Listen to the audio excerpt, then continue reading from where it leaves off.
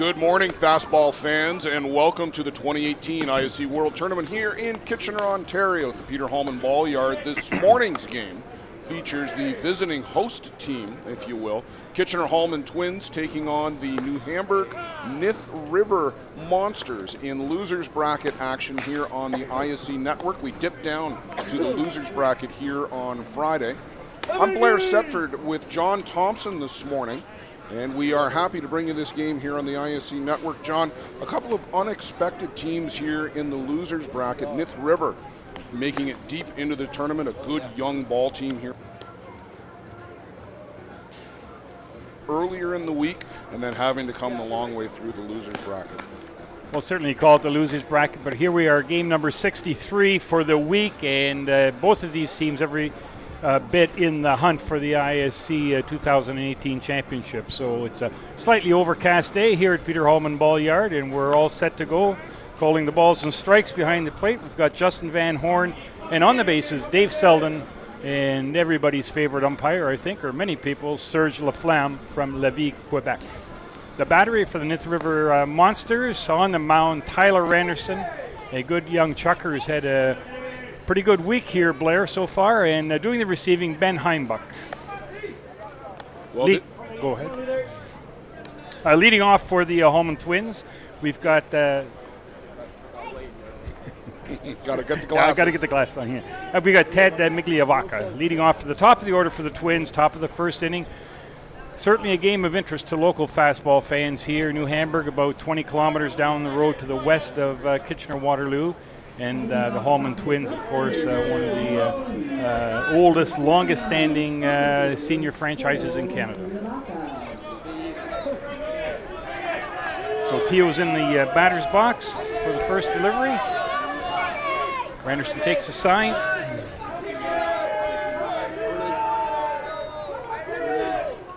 Swing and a miss for strike one. This is a good young local club. Many of the ball players for the Nith River Monsters, of course, coming from southwestern Ontario, have grown up, have had good success as a minor team, and here they find themselves at the ISC 2018 tournament.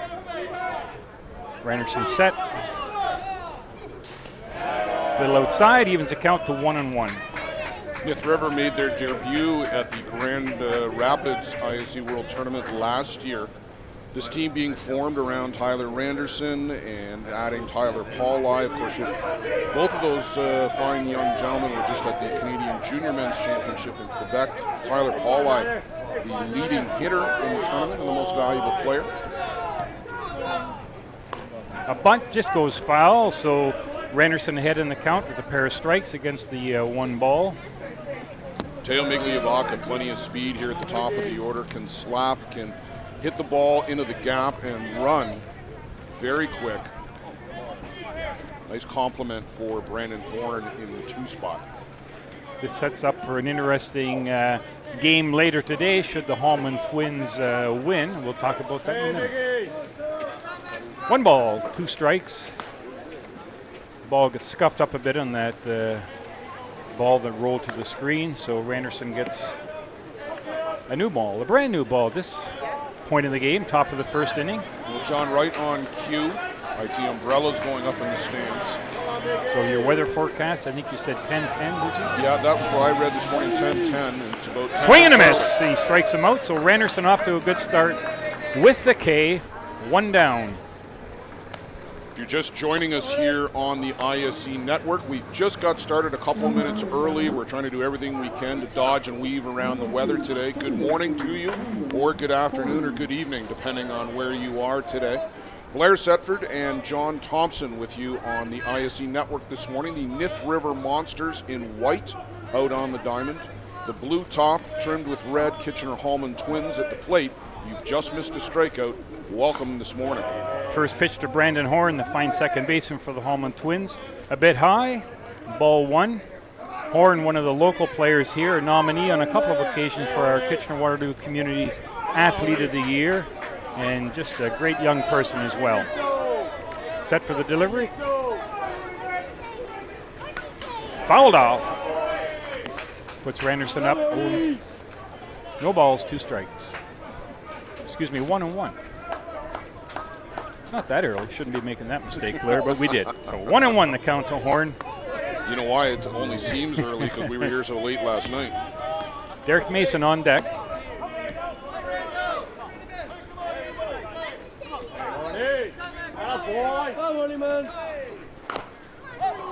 Deep fly ball to left field and hauling it in, Jonathan Lynch.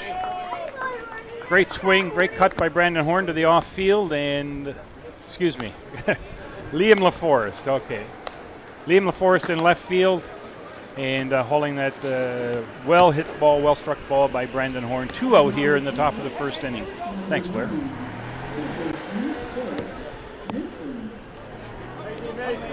Brandon Horn gave that one a ride to the opposite field, and that gets it up into the jet stream too, but the trees, John, not blowing very much today at the moment. The flags, a little bit limp, bit of a breeze in them, but not much.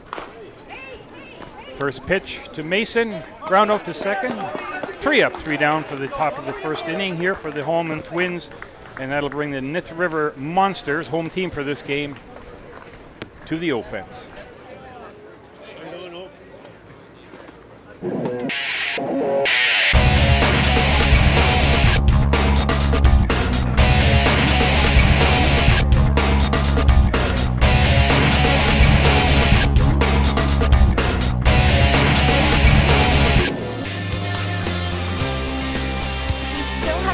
To an ISC event? Then stop waiting. Check out our website or social media pages to see when the next event will be near you and come be a part of the experience. Whatever your delivery requirements are across North America, Skelton Truck Lines provides you with reliable, safe, and high-quality service at a fair price. Skelton Truck Lines equipment is satellite tracked and delivers small parcel, less than truckload, and expedited shipments throughout Canada and the U.S. With over 50 years of experience and more than 50 trucks serving 4 divisions, Skelton Truck Lines is a thriving Ontario business and a proud fastball sponsor. Visit us online at skeltontruck.com. Thanks to Mike Skelton for supporting the broadcast program.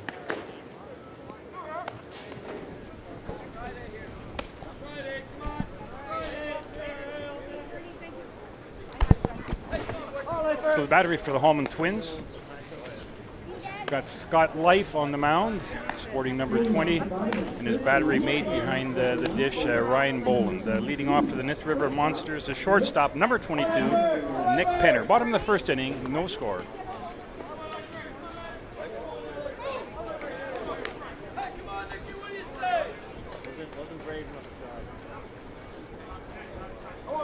Nick Penner, Isaiah Whetstone, Johnny Baker, Tyler Randerson, Steve Lyons, all members of the New Hamburg Mustangs U23 team.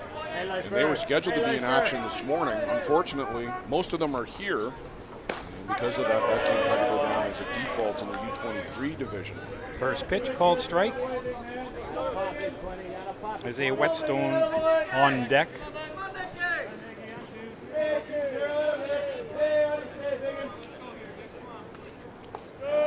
Knuckleball a little bit low and outside, rolls to the fence, evens the count at 1-1. Winner of this game comes back here this afternoon and will play the Hallman Cubs as it's getaway day today. And anybody loses today, I think they're done for the tournament, and we're down to 8 teams, I think, still in the hunt. Well, everybody other than the New York Gremlins and the Circle Tap Dukes, who will be in the feature game tonight, the winners bracket final. Circle Tap, a big upset win last night over the Hill United Chiefs 3-1. The Gremlins trailed for a while to the Hallman Cubs. Swing and a miss, evens the count at 2-2. Then they went on a tear in the 6th inning and scored 7, and that was the difference in the ballgame, winning that one 7-2. Yeah, full marks to the Cubbies, keeping it tight for that late at night after midnight when all that was taking place last night. Swing and a miss, and he goes down swinging. So the first out for Scott Life brings to the plate the first baseman, number 3, Isaiah Whetstone. Scott Life is among the harder throwers here in the tournament, has good movement on the ball. The tails, sometimes where Scott runs into difficulty is he just gets off the edges of the plate with that good movement and doesn't get the calls go his way. Got a good umpire behind home plate, Justin Van Horn from Chatham, Ontario. Whetstone, the righty in the batter's box, takes a look at ball one, high and away. 1 out, bottom of the first inning, no score.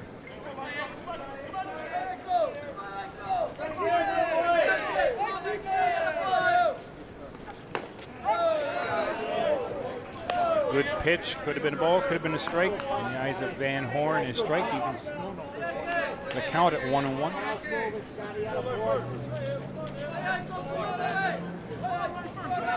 No, it's definitely 1-1. Yes, Scoreboard. yeah, scoreboard. Takes a while to catch up sometimes. Okay, there's a pop fly behind first base and just out of play. Just out of play. Good effort there by Jeff Novacek to try and corral that one. He slid into the fence, but it was just over the fence by a couple of feet.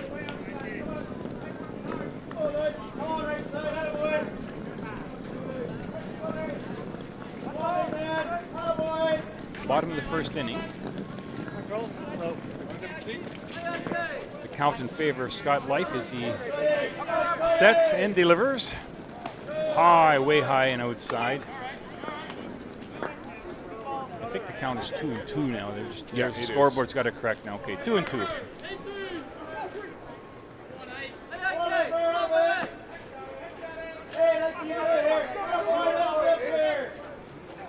High pitch, but enough to fool Whetstone. He goes down swinging. So a pair of strikeouts so far for Scott Life in the bottom of the first inning. Brings to the plate the second baseman, Tyler Pauli. John, we were just talking off air about Tyler Pauli's local connections. The son of Jeff Pauli, who is down in the third base coach's box. Jeff, a longtime player in the Mitchell area with the Mitchell Mets. Tyler coming up in that system. First pitch high outside, ball one. Must be quite a pleasure at this, especially at this level to be coaching and involved in a prestigious tournament like this, coaching your son and having watched him develop all the way through the minor ranks, junior ranks, and now here at the granddaddy of all tournaments, the ISC. Well, and the success that Tyler's already had, last year's leading hitter in the tournament, batting over 600. Called strike for evens the count at 1-1. 2 out, bottom of the first inning.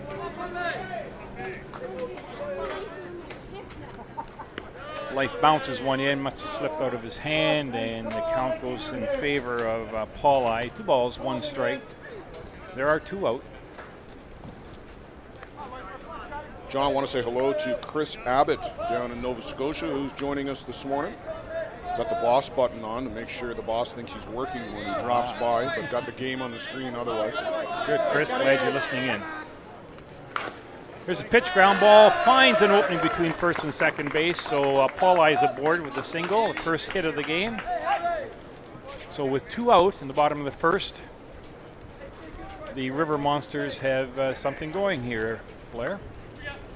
Well, to no surprise, Jeff, that's his dad, coaching third base, watching his son get right in the middle of the action. Brings to the plate number 13, the designated player, Greg Hamill. And Greg is a leading founder of this Nith River team.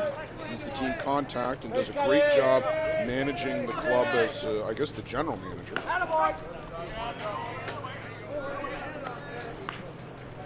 Yeah, he's pretty proud of his hometown New Hamburg team, as you say, the Mustangs before, and now the River Monsters.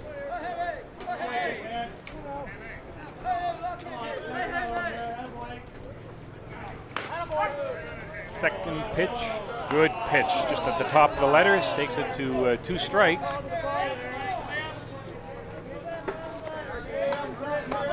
So Life doing a good job of keeping the ball tantalizingly on the edges of the strike zone and getting the early calls in this game. Next offering is high, 1-2. 2 out in the bottom of the first with a man aboard as the Nith River Monsters try their best to take an early lead on the Hallman Twins. Greg comes in batting .333, 4 for 12 for his first 4 games. That caught a piece of Ryan Boland on his bare hand with the follow-through as well. Ryan so it was a foul ball, so that keeps the count at 1-2, but it's going to be painful. These guys take pretty good cuts, especially your designated number 4 hitter will be not getting cheated in there. No, not at all. Ryan's going to shake that out. Tough as nails, Ryan Boland. It would take a lot more than that to knock him out of a ball game. There'd have to be a bone sticking out somewhere. So for this time of day, a nice crowd here to take in this local matchup between New Hamburg and Waterloo. You know, it's been great, John, too. The crowds have been great, but it's been great to see minor league teams come in full uniform and see the best ball on the planet. Swing and a miss on a rise ball to end the inning.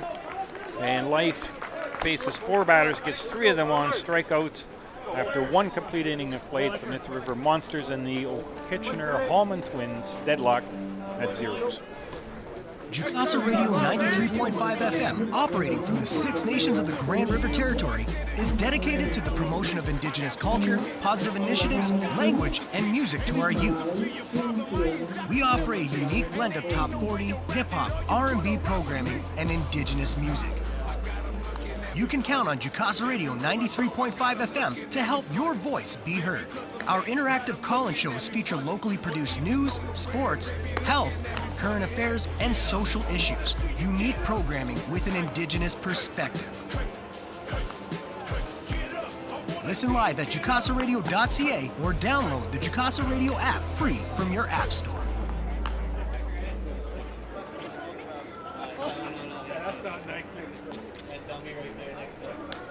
So back at Peter Hallman Ball Yard for the Hallman Twins and the Nith River Monsters. Tyler Anderson had a perfect top of the first, setting on the Hallman Twins in order, but it doesn't get any easier as we go to the 4, 5, 6 spot. Leading off, Steve Mullally, fine young player out of Newfoundland. Ian Fearman, local product, and Ryan Boland as well, the catcher. So you mentioned about the minor teams, Blair, being at the game last night. Yes, between the ISC, the host committee, and the Kitchener Sports Association, over $20,000 in grant checks was presented to 5 organizations last night, including Kedebe Minor Boys Softball, Kitchener Minor Girls Softball, Stanley Park Ball, and Kitchener and Waterloo Minor Baseball Associations. All of those grants going for infrastructure for either pitching machines or enhancements to the various diamonds around the community. Most of that money comes from Kitchener Sports Association conducting 50-50 draws at the Kitchener Rangers hockey games. So yes, it was good to see the colorful uniforms, and hopefully they stayed around and enjoyed some of the action last night. Yeah, absolutely fantastic to see. The host committee here does such a great job with community involvement, and know, John, that you're heavily involved in that. Kudos to you, and also for the work on the Hall of Fame breakfast on Sunday morning. Another top-notch event as we put 6 fine individuals in the ISC Hall of Fame in 2018. We look forward to 2019 in Denmark, Wisconsin. And the nice thing, Sunday morning at the breakfast, 6 Canadians going in. The first time that's ever happened. So you and I can be justifiably proud of our mates here from Canada. Mullally, first baseman, wearing double 3s, waits for the first pitch. Anderson ready. Swing and a miss. Might have got a piece of it, or I think it might have been popped out of the glove. Fouled that one straight down. Foul straight down? Yeah. John, just want to correct myself on the U23. Tyler Pauli was the top batter at the tournament. Tyler Randerson, the top pitcher, and Nick Penner was the MVP. So, Nick, my apologies for omitting you in that recap, and thanks to Ed Penner for the correction. So it was a sweep, and that's great. 1 strike to Mullally. Inside, change up, gets away from the catcher. Evens the count at 1-1. We're top of the second inning here, no score.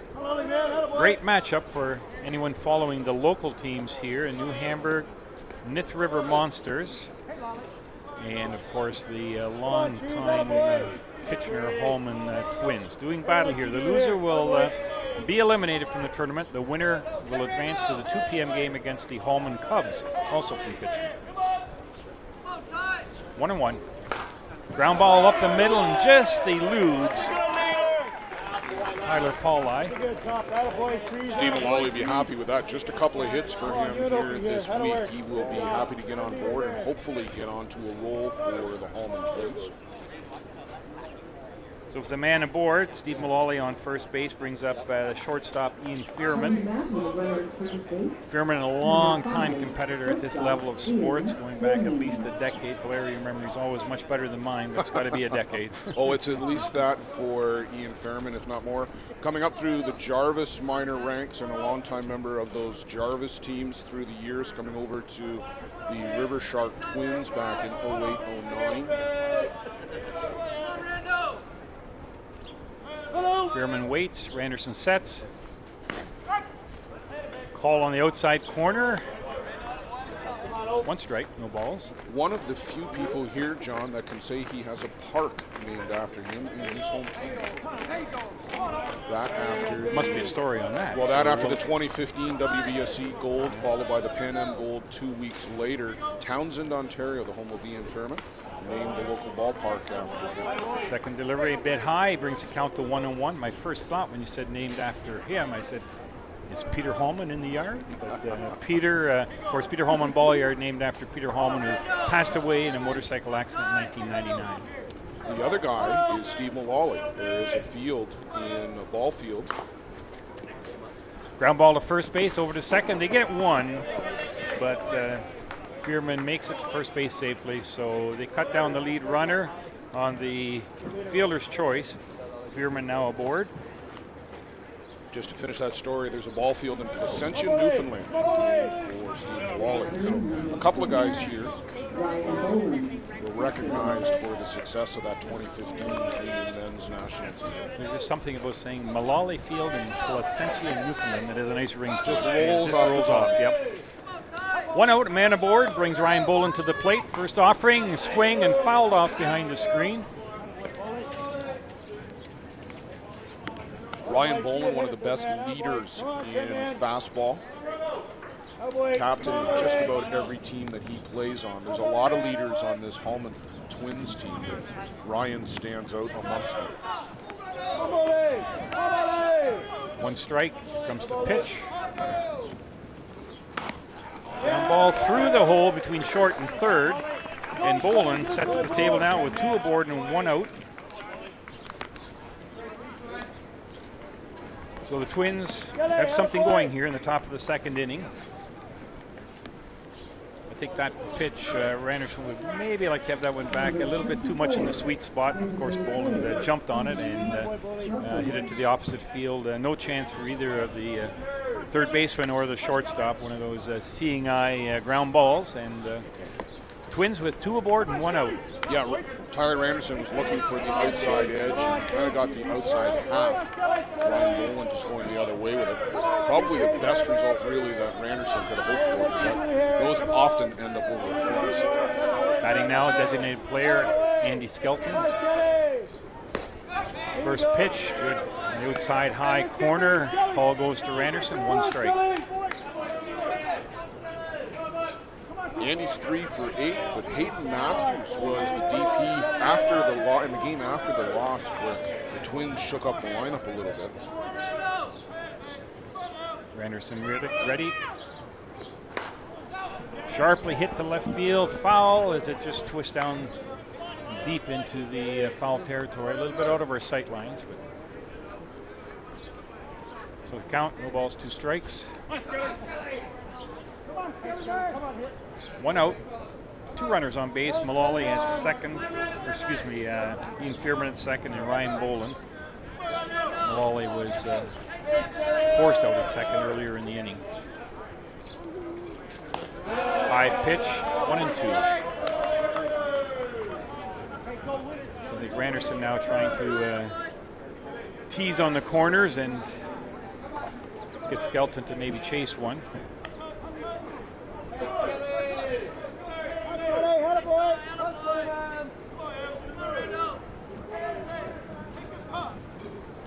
Swing and a miss. As Skelton goes down swinging. Second strikeout of the game for Randerson, and probably a pretty good confidence builder there in that situation with 2 aboard and a designated player in the batter's box. Well, what I really liked was he had the confidence to throw the changeup in that count, and he got it up in the zone, but it was up enough that Andy Skelton swung underneath it. And when you talk to Todd Martin about pitching, Todd always talks about having the confidence in your pitches, and if you won't throw a changeup in any count, then you don't have confidence in your changeup. Randerson had the confidence right there. Now batting right fielder Jeff Novacek. First pitch fouled off out of territory down the first base line. So Randerson's been having pretty good success early in this game and getting ahead in the count, which is always that's part of the confidence too. I think that's big, especially against a team like the Hallman Twins. Yeah, it's a big difference maker if you can pitch from in front when you obviously fall behind. You have to come in. Good hitters will take advantage of those types of situations. This is the first time through the order. The second time through, I think, will tell the tale who can make the better adjustment. 2 runners on board, 2 out. Here's the pitch. High, evens the count at 1-1. They're going with the rise ball a lot right now, and maybe that's the game plan the first time through to see if they can get the Twins swinging. Come on here, checker! See if they're getting a bit brighter out here. Be optimistic for the rest of the day. There's lots of good ball ahead, and let's have some good weather. 1-1. Here's the pitch. High, ball 2. Jeff Novacek out of Michigan. He, I believe, is on Team USA, headed over to the Intercontinental Cup in Prague in the Czech Republic later this month. 2 balls and a strike. Call strike on the letters. Could have been inside, but caught a piece of the corner. So a good call for Randerson. Evens the count at 2-2. So 2's across the scoreboard. 2 balls, 2 strikes, 2 out, 2 runners on base. Top of the second inning.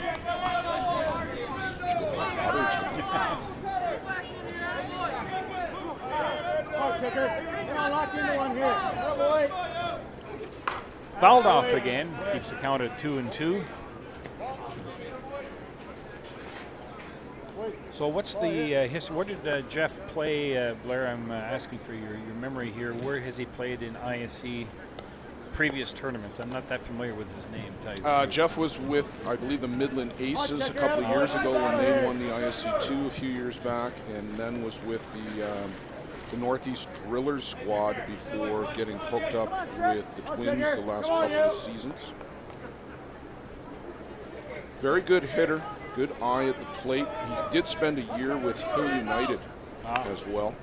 Would he have got as much playing time there maybe? No, he was there backing up Jason Sanford, but an opportunity to catch Adam Falkard in some tournament games throughout the tournament circuit, and just to be on that Hill United bench and soaking up all of the atmosphere with all the veterans on that team. That's a pretty good experience that you don't get elsewhere. Pretty good education. Last pitch almost got away from Randerson. Good defensive play by Heinbuch to keep the runners at first and second. Full count, 2 out. Here we go.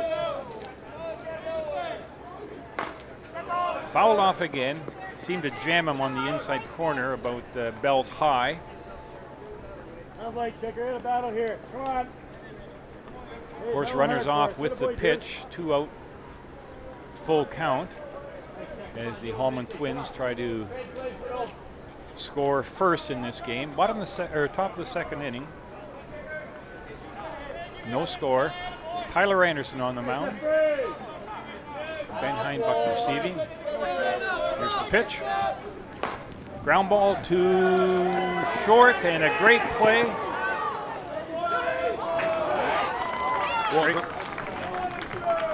Great play by Nick Penner to go into the hole there. I thought it was going to get through, but he was able to come up with it to prevent the runner from second, Ian Fearman, scoring. And as Fearman rounded third, he had to scramble to get back to third base, but he's called safe. So the hitting from the Twins has not been necessarily powerful, but they've been picking their spots as that one almost leaked its way into left field. So the bases are drunk. They're loaded with 3 aboard and 2 out here in the top of the second inning. That was a great play by Nick Penner, who went well into the hole. The smartest thing he did was not throwing the ball to try to make a wild play at first that he was never going to get an out. The batter, Jonathan Lynch, first pitch called on the outside corner. So once again, Randerson gets ahead in the count. Tense situation here early in the game.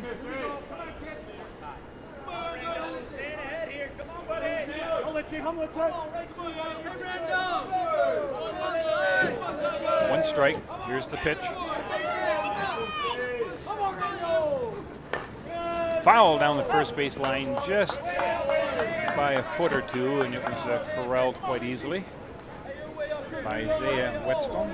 Jonathan Lynch will also be joining Team USA, I believe, going over to Prague in the Czech Republic. Good young ball player, the son of Paul Lynch, who played in the Midwest for many, many years. Of course, we have our own local Lynches in around the St. Thomas area, and Larry Lynch, one of the coaches with the Hill United Club, share that great Irish name. Come on, Lynchie! Come on, Lynchie! No balls, 2 strikes. Here's the pitch. Fouled off again, a high offering that Lynch chased. So the count in favor of Randerson, but still a tense situation here with the bases loaded at the top of the second inning. Now, this could be a turning point early in this game if Tyler Randerson and the Nith River Monsters are able to wriggle out of this one. For the Twins, they would love to score a bunch early and try and get this game onto cruise control. Randerson set. And the pitch. Strikes him out on a good pitch in the outside corner, so they did indeed wiggle out of the inning. 3rd strikeout of the day for Randerson. And after 1.5 innings of play, we have no score here at Peter Hallman Ball Yard, the Hallman Twins and the Nith River Monsters. A legendary pitcher. Unbreakable records. That's got a mile. Goes a mile high to the wall, to the track. Saved by baseball. And that ball is lifted up and going back to left field. What a great grab. Off speed is deep, and you can get out of this ballpark. 5 Hall of Famers. 3 World Championships. And that ball is driven out deep. Pitch from Blackard is driven deep. Shane Boland to the fence. It's gone. Shane Boland has hit the game-winning home run. The Toronto Gators, gone but not forgotten. Indeed, the Toronto Gators, not forgotten. We want to say a good morning to Jack Fireman, who has been with us on ISC YouTube channel, the ISC network, all week long. And Jack, I hope the weather improves, so we'll see you out here tomorrow at the Peter Hallman Ball Yard. Look forward to renewing acquaintances once again. As, Nith River comes to the plate after wriggling out of that jam. That was a tense one for Tyler Randerson going off the field. A big, deep exhalation of breath there from Randerson. Knew he got out of that. That's great. And to Jack, shout out. Thanks very much for all your support over the years, Jack, for the Hall of Fame breakfast. It's good to see you out, a Hall of Famer yourself. Nice to see you in town on Sunday. I'm pretty sure you were at the ballpark as well, enjoying some games. So leading off the bottom of the second inning, the left fielder, Liam LaForest. First offering, high and away, ball 1. That was a long break in between innings for Scott Life as he was on the bench for about 15-20 minutes there, John. So take him a bit to get back into the rhythm. What I've noticed in many of the games so far is the big innings seem to, you have a tight game for so long, and then all of a sudden the dam bursts and the water comes through and 4 or 5 runs are plated. So it's an early, maybe too early to call it the TSN turning point, but certainly kept the Nith River Monsters much in the game here with shutting the Hallman Twins down after the bases were loaded. 1 ball, 1 strike here to LaForest. That was exactly what happened to the Hallman Cubs last night, leading 1-0 into the 6th inning. And then the dam burst, as you said, and the New York Gremlins surged right through it with 7 runs on 6 hits. Count 1-2 now on LaForest. Bottom of the second inning as the Nith River Monsters hope to get their second hit of the game, get their second base runner. They left 1 man aboard in the first inning. If you didn't stay up with us, all of that action happening between about 1 and 1:30. Good pitch by Life, but LaForest stayed with that changeup. Unfortunately, changeup right down the heart of the plate, and he just simply knocked it back up the middle. So the River Monsters have a man aboard here with nobody out in the bottom of the second inning. Very good back control by Liam LaForest. Was able to keep the hands back. And as you said, just took it right back where it came from. Lots of pop here in the bat with Johnny Baker at the plate. Johnny Baker out of Kitchener here is enjoying quite a career. I go back to one of the early Hall of Fame breakfasts when he was, he was out of diapers for sure, but he was our guest speaker at about age 12, I think. And Tom Clancy mentioned it the other day. We should follow up, but certainly he's had a good career through junior, and here he is at the ISC Big Show. First pitch, high and away, ball one. Well, Johnny Baker can do some pitching as well. Got an opportunity to watch the Nith River Monsters back at the Six Nations Invitational that Hill United put on a little bit earlier this year. Hit a long home run off of Adam Falker.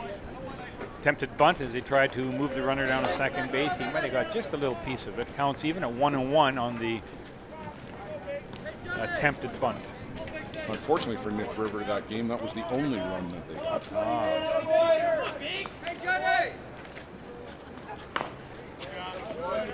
Here's a memory. Back when I was involved, Chimers, there was always that big matchup with the Owen Sound team then. Undy was around. He might not have been there for both games in one night, but I think in one game, we lost 6-5 after we hit 5 solo shot home runs, if you can believe that. It couldn't have been Undy. It must have been somebody else on the mound. But 5 home runs and you lose the game 6-5. So getting those men on board and advancing is all part of the game. Have to bunch them together. 1 ball, 2 strikes to Johnny Baker. LaForest running at first. Ground ball just down the line and picked up by Mason just in foul territory, so the count remains at 1-2.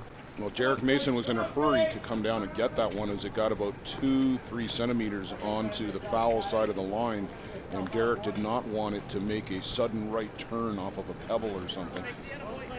And that would have served the purpose, which would have advanced LaForest to second base. There's high unlikelihood that Mason would have been able to fire that to second base and get the advanced runner. 1 ball, 2 strikes. Johnny Baker at the plate. Scott Life on the mound. Call strike 3. They attempted to throw down to first base, but LaForest back in time. So 1 out as Baker looks at 1. Brings Tyler Randerson. Randerson, a good two-way player, towing the rubber today for the Nith River Monsters, and would like to help his own cause here and advance the runner LaForest from first base. 1 out. Swing and a miss on a high rise ball. Count goes in favor of Scott Life. Randerson with 3 hits in the tournament, including a big home run the other day. Here's some good news. It looks like the sun is just about ready to come through here. Yeah, it does seem to be lightening up, as you mentioned. High ball 1, evens the count at 1-1. Well, I'm a Rotarian by trade, but I'll be an optimist for the morning here. All right, Very well done. Go with, Very well with done. some sunshine. I see what you did there. 1-1 to Randerson in the batter's box. Here's the delivery. Just rolling away. Great pitch by Life, but Randerson equal to the task, didn't chase it. 2 balls and a strike. John, also watching at work this morning, Steve Sabrin, our fellow broadcast partner, who will be back tomorrow to help us out with Championship Saturday. Swing and a miss. Count evens at 2-2. Yeah, Steve's a good fastball guy. He's been helping in this for many years. I remember going back to the Moncton tournament when he would journey in from his hometown up around in the Wingham area and does such a great job. Calls the hockey in the winter for the Ironman in Wingham. And 2 balls, 2 strikes, 1 out with a man aboard. Just a tad inside. Life looking for the call on that one. That brings the count to full. 3 balls, 2 strikes. Nith River Monsters trying to get something going here. Bottom of the 2nd inning and no score.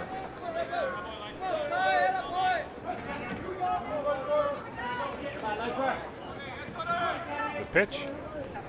High out of the strike zone, but Randerson chases it, and Life gets that important strikeout to keep the runner at first base. He's really got the rise ball going well this morning, and this young Nith River team really chasing up and out of the zone there. We've seen 3 or 4 of Scott Life's strikeouts. 4 of the 5 have been swinging, and I think all of them have been up in their eyes as they've gone down on strikes. The only one Johnny Baker caught looking, but the rest all rise balls up and out of the zone. So the Monsters, with a man aboard, LaForest opened the inning, hitting a changeup up the middle. Following 2 strikeouts now, the responsibility goes to Steve Lyons. He looks at the first pitch outside, ball 1. And I'll tell you right now, Ryan Boland will continue to go to school on that pitch. And until somebody shows that they can either leave it or hit it, he'll keep throwing it. Here's the pitch. Call strike on the outside corner. Good pitch by Life to even the count, 1-1. I'm not a catcher by trade, but you know, so often they say, hey, that guy pitched such and such a game. He pitched such a good game, and you got to give kudos to the guy who was behind the dish and calling the game as well. There's a swing and a miss. As Life goes ahead, the ball and 2 strikes. Behind every good pitcher is a good catcher. John, I see some of the Team Canada brass standing along the rail on the first base side. We had the head coach, John Stewart, up here the other night, and he talked about naming the team by October 1st. A 23-man roster, 17 players plus 5 alternates. They are looking for players here this week and at the Canadians in a couple of weeks in Nova Scotia. The pitch with the count 1-2, swung at and fouled off to keep the count at 1-2. They're looking to see who performs well in these big situations. And they're very high on Tyler Randerson, so his week here will certainly do him in good stead for Team Canada purposes. John figured there are at least 5 roster spots that were open on Team Canada. Swing and a foul down the left line, keeps it at 1-2. Tyler Anderson, a good student as well. The Carol Forbes Foundation provided a couple of scholarships this year. The host committee dipped into raising a bit of funds, and at the breakfast on Sunday, Tyler Anderson was one of the supplemental scholarship recipients, receiving $500 to continue his education. And his catcher, Ben Heinbuch, I think has been a recipient in the past of the Carol Forbes Foundation scholarships. Here's the pitch. Swing and a miss. Went to that rise ball once again as predicted by Blair, and the side is retired after an opening single by Liam LaForest. Scott Life sets him down in order, all via the strikeout route. No score after 2. The annual Boys of Summer tournament is held every July at Circle Tap Bar and Grill in Denmark, Wisconsin. We host some of the top teams in the game at one of the best venues in softball. The atmosphere of old-time fast pitch with all of the amenities of a full-service bar and grill on the grounds can't be beat. Reduced rate hotels about 10 minutes from the park are available in Green Bay. To bring your team to the annual Boys of Summer tournament next July, contact Dean Kane at ct16@greenbaynet.com. Thanks to Circle Tap for their support of the broadcast program.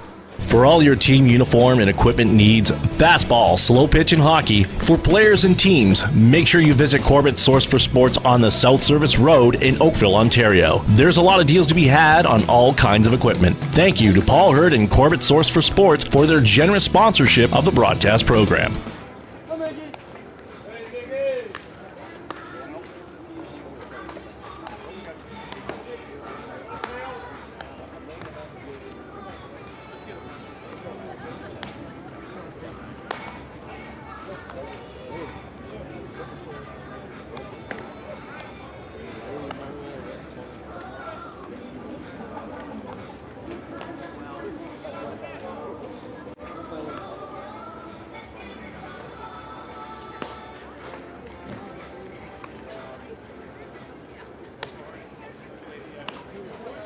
Leading off, number 30 for the Hallman team, number 59, second fielder, Bill Magliavaca.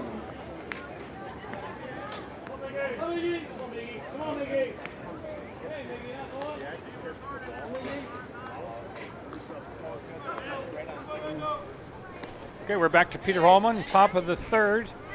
Hallman Twins batting. It's back to the top of the order. It was Teo Migliavaca. Struck out in the first inning and would like to get things going for the Hallman Twins. Randerson on the mound for Nith River. Here's the delivery. Call strike on the outside corner. Randerson once again to the advantage in the count. We've had 5 hits in the game, all of them singles. The last inning, Hallman Twins left the bases loaded. Here we go. Thinking about a bunt. Low and away, evens the count at 1-1. This is where the Nith River Monsters defense has got to be very careful. You can't give away an extra base here with Teo Migliavaca. Field the ball cleanly or you won't get them at first. Here's the delivery. Randerson sets. Low and away again. 2 balls and a strike. He's nibbling on that outside corner, but veteran leadoff hitter knowing enough to stay away from that. So important just to get the base runner on. You don't need the hit when you're first up in the inning. Anything at all, just get on base and get something going. No score here in the 3rd inning. Twins and the Monsters. There's the bunt laid down perfectly. Fielded and way too quick. Way too quick as he's safe. Probably 1 or 2 steps past the plate as Heinbuck fielded it correctly and quickly. Threw a bullet to first base, but not nearly in time. You called that one correctly there, Blair. No, that ball only about 4 feet out in front of home plate, but Migliavaca is so quick, and Ben Heinbuck is a good defensive catcher, but unable to get out there, set, and make a throw. So the 4th hit of the game for the Twins. They opened the 3rd inning with a man aboard. Brandon Horn, he flew out to left field. Good hit in the 1st inning. Got out there quickly, but was corralled by Liam LaForest.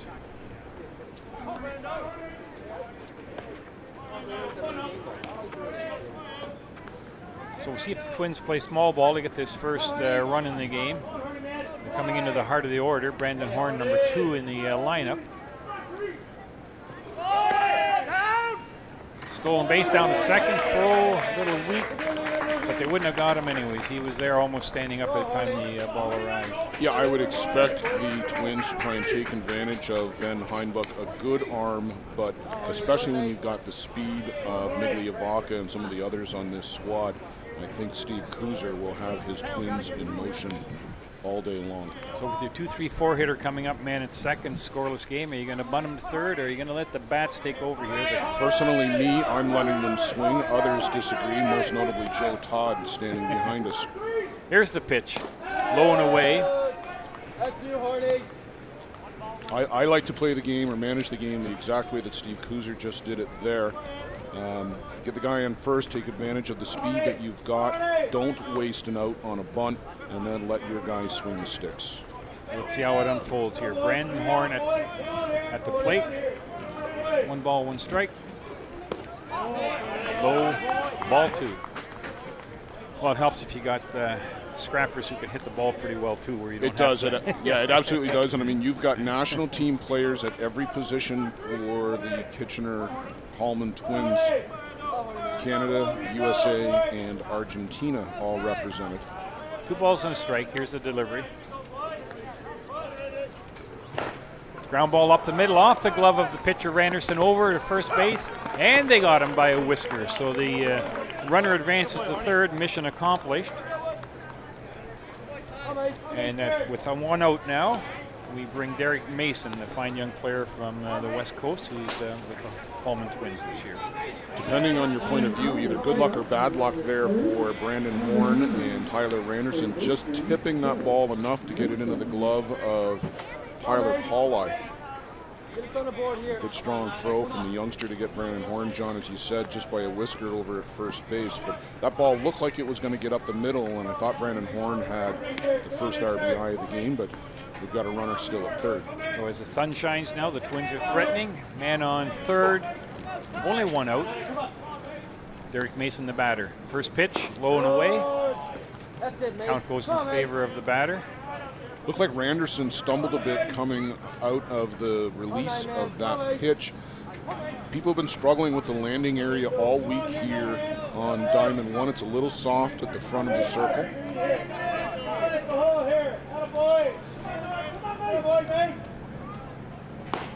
2 balls. Randerson preferring to keep the ball away and low from Derek Mason. Good strategy. We'll see how that fares. Mason, another veteran of so many Canadian championships, ISC.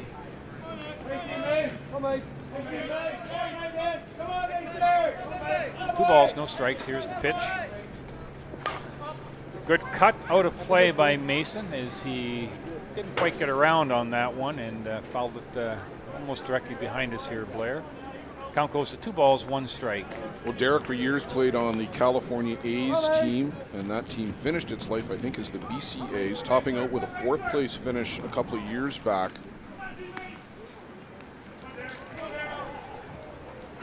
Derek took a year off before joining the Twins.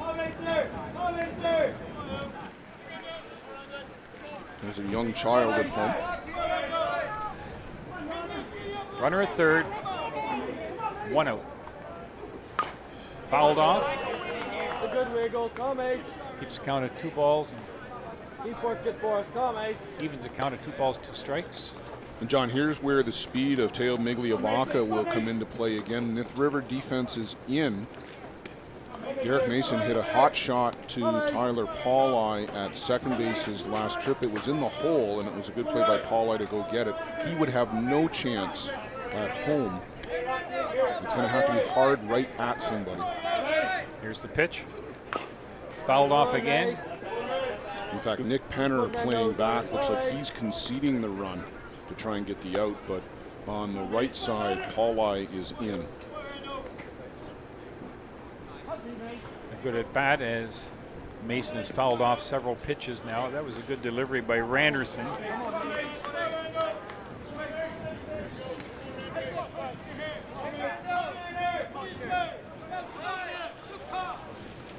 Going away. That's it, Mace. Keep working for The count is full. 1 out. Runner at third. Doesn't get any easier. Steve Mullally on deck. So unless there's a really surprising, unusual double play, we will see Mullally also having an opportunity to get the first run of the game plated. Full count to Mason. Randerson sets. Ball's hit the right field, and it is bye-bye as Mason pounces on that ball. It was pretty well down the middle of the plate, twisted on it very good, and the Twins go ahead 2-0. Yeah, center cut there from Tyler Randerson, made a mistake, paid for it as Derek Mason got the barrel of the bat through the zone, pulled that one to right center, and a no-doubter off the bat, clearing the fence easily and hopping to the perimeter fence at the back of the diamond. And as you said, John, 2-0. You can't make a mistake to this hard-hitting Twins lineup. Well, full kudos to Derek Mason on hitting it out, but I thought the previous 2 pitches were the ones that kept them in the game because they were pretty good offerings on the corner, especially the previous pitch as he fouled that off to give him a little bit more life. And then they hammered that to the right field out by the beer tent, and the Twins are up 2-0 early in this game. So as we indicated, Steve Mullally wants to keep things alive here and build on the 2-0 lead for the Twins.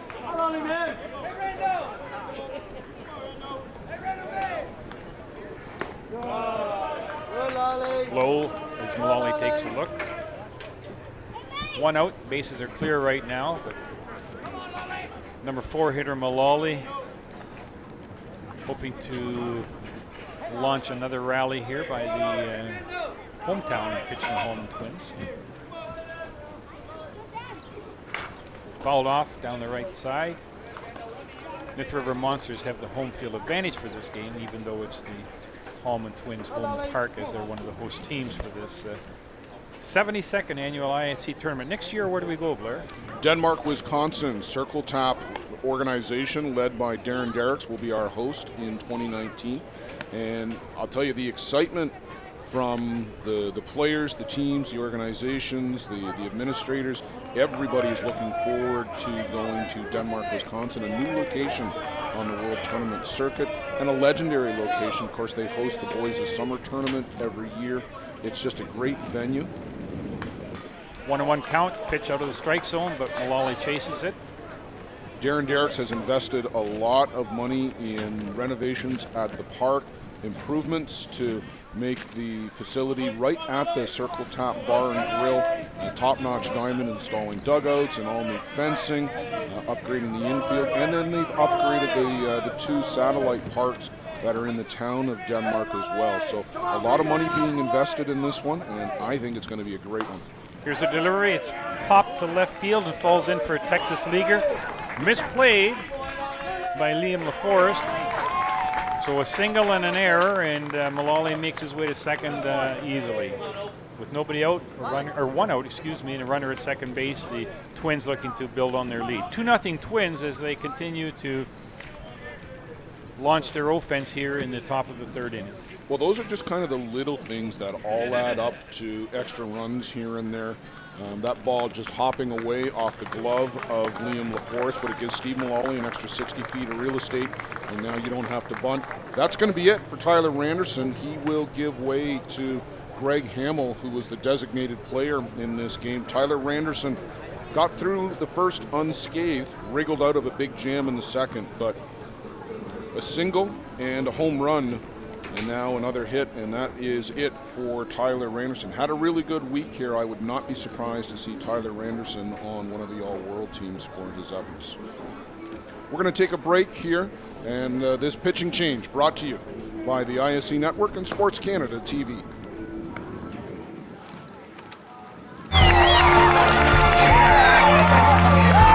Swung on and missed. Strike 3, and the Kitchener River Shark Twins repeat. Back-to-back Jets! It's the local kid who wins it. Swing and a miss. Jarvis, 3-peats. Adam Falker, absolutely. Here comes the throw to the plate.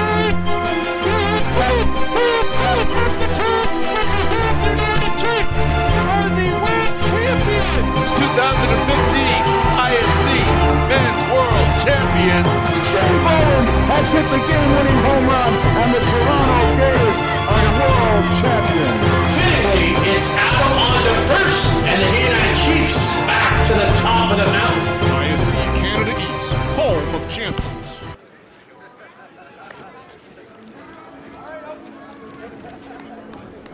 Can Canada East teams make it 11 in a row?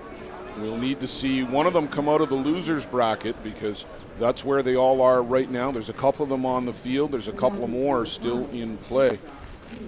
Kitchener-Hallman Twins looking to make their bid to continue on here in the ISC World Tournament. Hill United Chiefs, will have them on the broadcast a little bit later this afternoon. We mistakenly said last night, or I mistakenly said last night, that Hill United would play the winner of this game. That's not the case. Hill United taking on the winner of the Bear Bottom Lodge and J&B Bombers. So with Greg Hamill in the pitcher's circle, gets the first call, strike 1 on shortstop Ian Fearman. Twins lead 2-0, powered by the home run of Derek Mason in the top of the third inning. That's where we sit right now with 1 out. Fouled off, 1-1. So it's been quite a streak for the Canadian teams. You and I are old enough to remember that no Canadian team won it until the 1993 Toronto Gators, who repeated in 95. And it was tough sledding for Canadian teams to go down there. In the early days, they only had one berth to go, so you could only send 1 or 2 teams, maybe one from the West as well. And how things have changed over the years is fully half the teams this year. Ground ball from at second Canada. base, easily fielded, and Fearman is out, but advancing the runner to third base. So Ryan Boland comes to the plate with 2 out. Runner at third.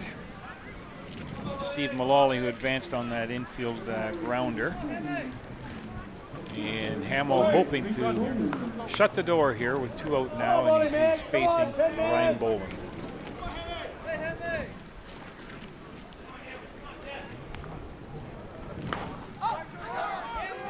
Pop fly to left field, that should end the inning, and Liam LaForest hauls it in, and the side is retired. So for the Twins, 2 runs on 3 hits. After 2.5 innings of play, it's the Hallman Twins 2, and the Nith River Monsters, no score.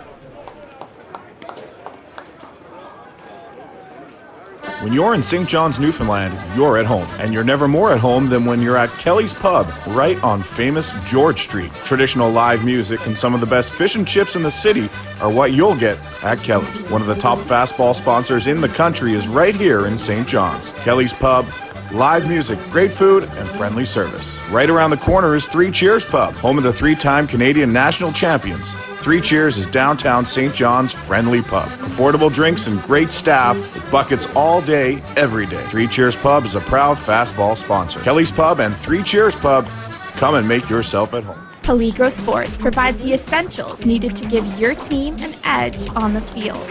Our brand is rooted in creating a unique experience tailored to the specific needs of your team to ensure your performance is at the best level to execute plays. At Peligro Sports, we rally behind our athletes and understand their fight to take their game to a dangerous level. Visit our store at 2200 Amsterdam Avenue in New York City or see us online at peligrosportsnyc.com. Thanks to Jose and Peligro Sports for their support of the broadcast program.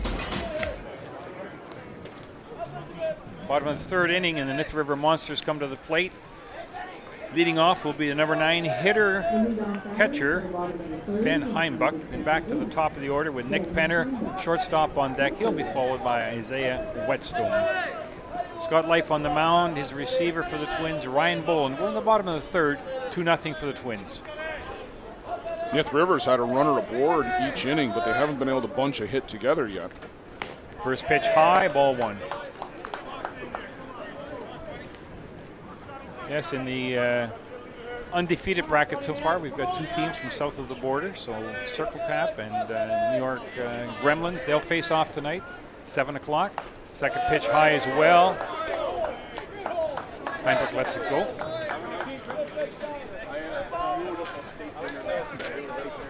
We want to welcome Lance Wynn back to the booth. Lance will be joining us for the 12 and the 2 coming up here on the ISC network. If I was still playing sports, I'd want a name like Lance Wynn. Win, that's what it's all about, isn't it, Blair? That's what it's all about today, because if you don't win today, you go home. There's a couple of good handles out there this week, none of them better than Ambrose Furcus playing with the Irma Tigers. Perfect. High pitch swung on, brings the count to 2-2.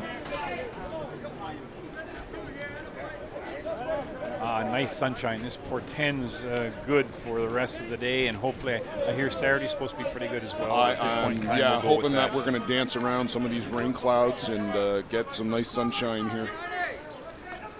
Outside, ball 3. John, we were just talking off air about 2019. Denmark, Wisconsin, and we talked about some of the improvements that are being made there, but lots going on in that area too. About 10 minutes from the Green Bay area, and I think it's just going to be an absolutely fabulous World Tournament. There's a little flare right into the glove of Ian Fairman for the first out of the inning. So Ben Heimbuck takes it to full count and almost a check swing and easy out for shortstop Ian Fairman. 1 out, back to the top of the order. Nick Penner, shortstop. He'll try to get things going here for the Nith River Monsters. I don't know if you're a Packers fan or a football follower, but that is something that I'm told is one of the holy grails, is getting an opportunity to go see Lambeau Field where the Green Bay Packers play, and they'll be into their preseason in August by the time that we are there. Swing off his foot, strike 1 for Penner. Yeah, I think one of the years we went down to Kimberley, we took the drive over to Green Bay. I can't remember, I don't think we toured the stadium, but certainly as soon as you're in Green Bay, you're in Packer country, and it's so evident everywhere you look, especially that time of the year. It might be a tough hotel room to get on either of those weekends if they're playing preseason football. Yeah, swing and a miss. It may indeed be a tough ticket, that's for sure. There will be lots of things going on in Circle Top. I talked to Darren Derricks last night. He's really excited about the opportunity to bring the ISC back to Wisconsin. It's been 10 years since we were there in 2008 in Kimberley, as you mentioned, was the last time that the ISC World Tournament was in Wisconsin. Still a hotbed of fast pitch softball, as it's called in the U.S. Pitch high, 1-2. Well, Kimberley holds the record for the most hostings of the tournament. at 11, I believe it is, between early 70s and about 2008, I think you said the last time. Yeah. Of course, that was when the Kitchener River Shark twins, courtesy of some home runs from Ryan Wolf and Jody Eit, dramatically came back with, I think, 5 outs remaining in the game to that was a face-off as well against another Canadian team, the Saskatoon Aspen Interiors. That One ball, 2 strikes. That was the first All-Canadian final back in 2008. And that started that 10-year run of Canada East teams winning the ISC title. Pitch low and away. Count is now full. 1 out, top of the 3rd inning.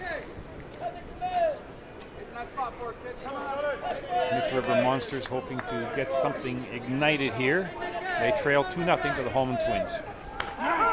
Called strike on the outside top corner, and Penner goes down looking. 7 strikeouts so far now for Life.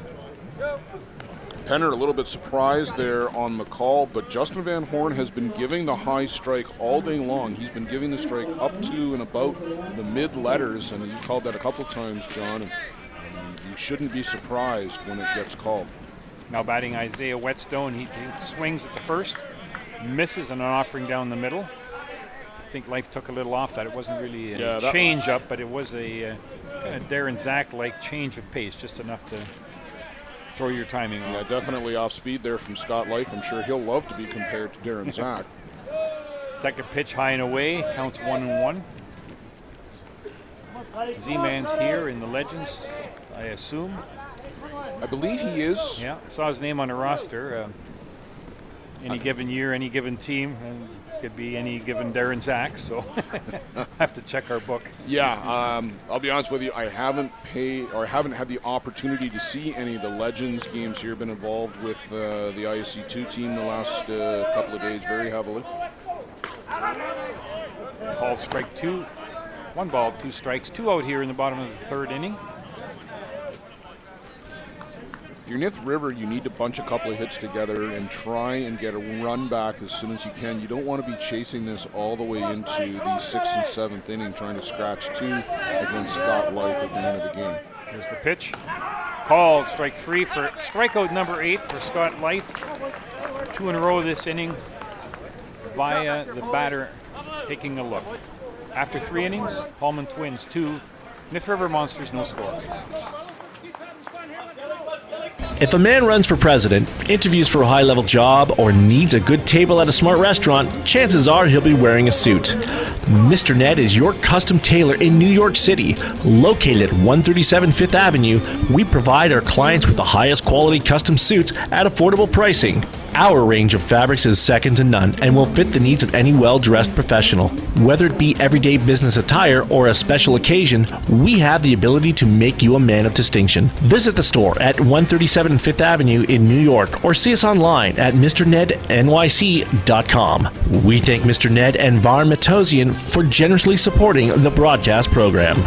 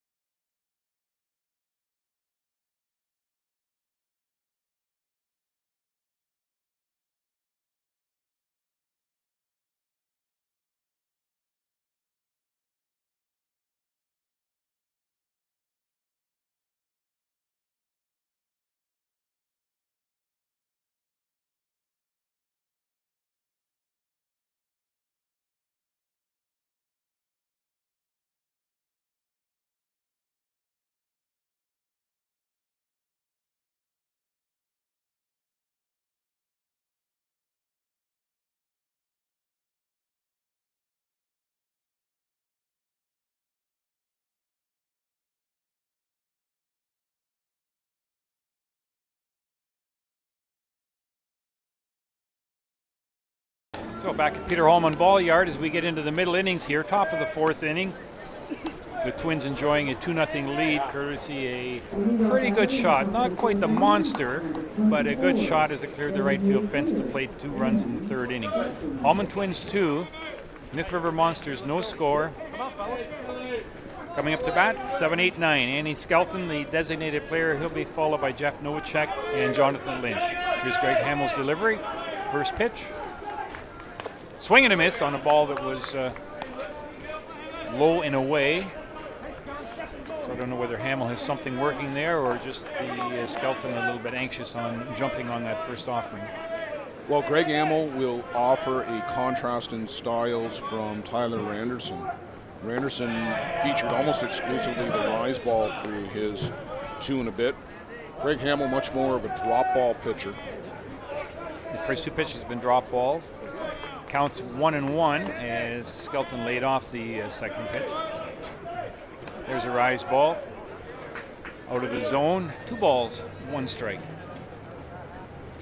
So yes, next year Denmark, Wisconsin, the virgin territory for you and me. We've never been there, but it's always nice going back to Wisconsin. Knowledgeable ball fans, and you can anticipate pretty good crowds. Oh, I think so, yeah. They have great crowds for the annual Boys of Summer Tournament, which runs in early July. And again, talking with Dean Kane and Darren Derricks and Dean Oscar and others from the Wisconsin area, Buddha, who's here, there is the expectation of an absolutely tremendous event. Swing and a miss brings the count to 2-2. The next pitch.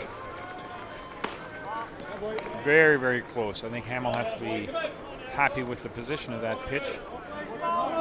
Full count now. Leadoff batter in the top of the 4th inning, Andy Skelton of the Hallman Twins.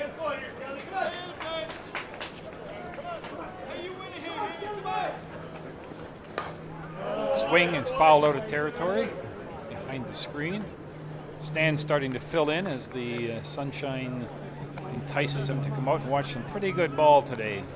Yeah, Friday's always, it's a moving day, as they say, with the losing team in most cases, except for tonight's encounter being eliminated from the tournament. I think a lot of people were probably waiting to see what the weather was going to be before making the move to get out here to the ballpark, but right now it looks pretty beautiful.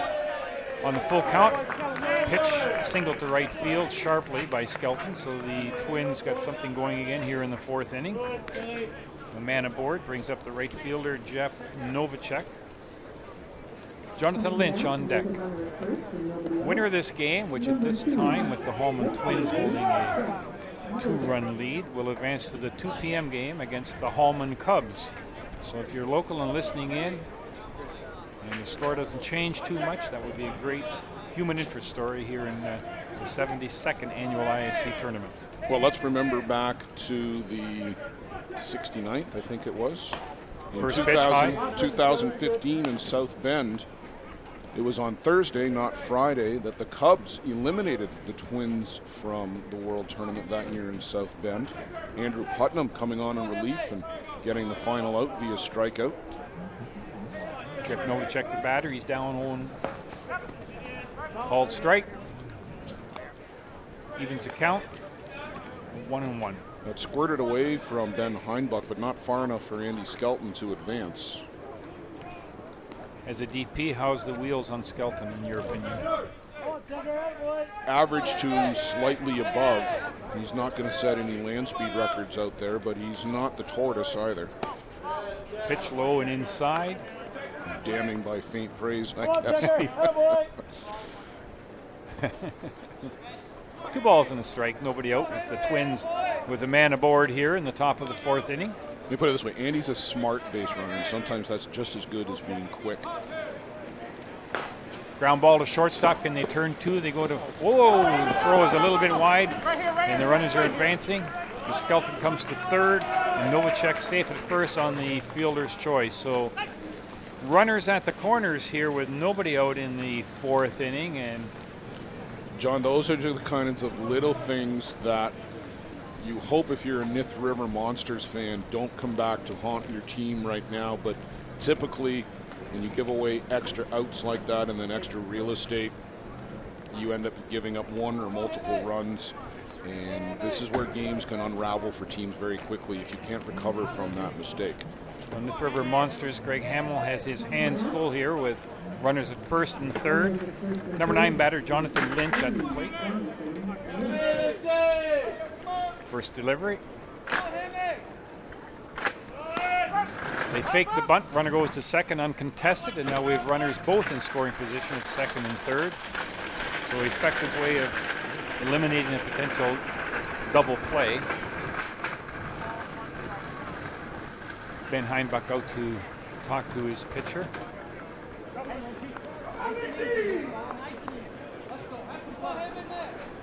Nith River Monsters, the home team for this game. They'll have the final at bat. They trail 2-0, and the Twins on the verge of blowing this open.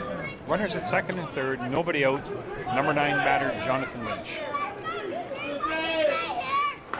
There's sharply hit, but it's going to be fouled down the left field line, but well struck by Lynch.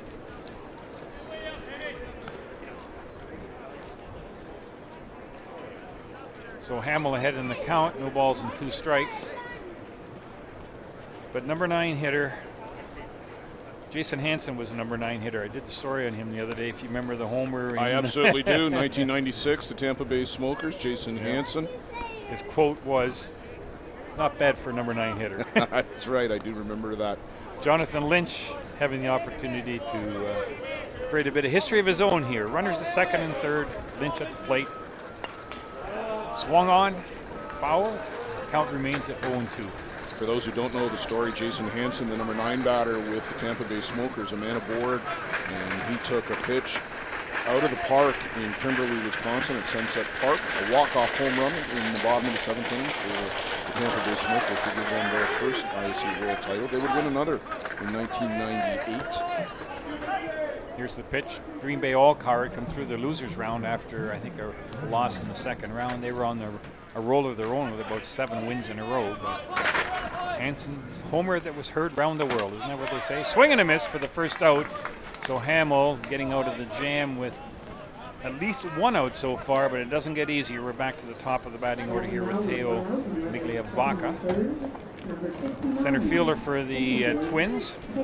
Well, keep an eye on the runner at third base, Andy Skelton. As we talked about, above average speed. I would not be surprised here to see a bit of a safety squeeze if Migliavaca can push the ball up along the first baseline. Here's the pitch, 1 out. Swung on, fouled back towards us here. Good thing for the fence, you and I might have had a shot at that one. You might have had a shot at it. Well, I'd have been ducking, to be honest with you. My fielding days are over. I just get out of the way as a ball now in the third base coach's box. We're at Peter Hallman Ball Yard. It's 2-0 Twins as they threaten to add to that lead here in the top of the 4th inning.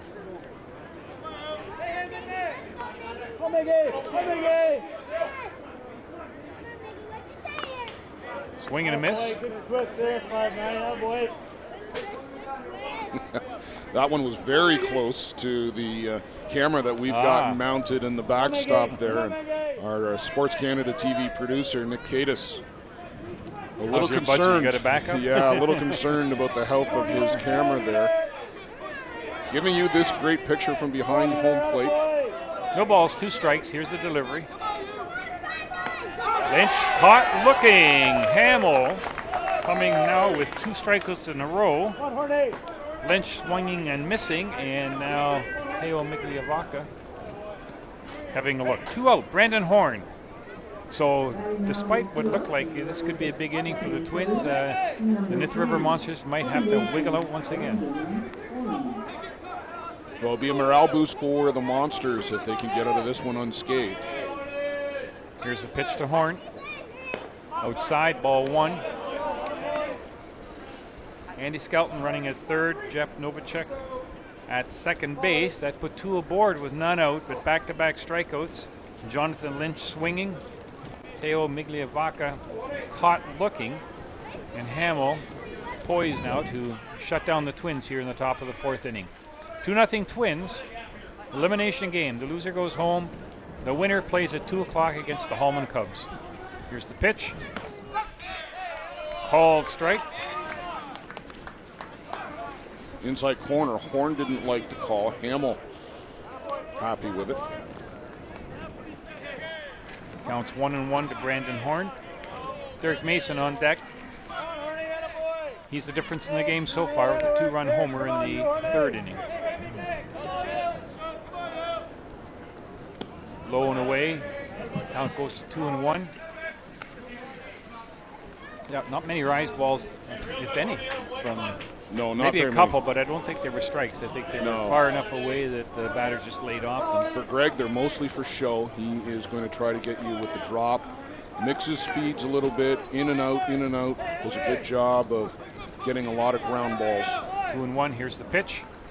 Swung and a single up the middle, unless it falls in there for a Texas leaguer.